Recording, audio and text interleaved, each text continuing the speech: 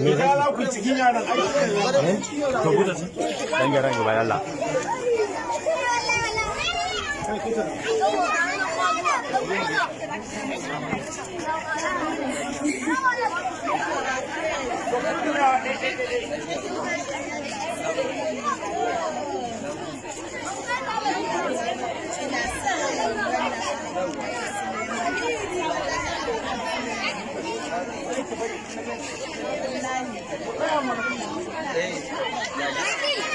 Hey,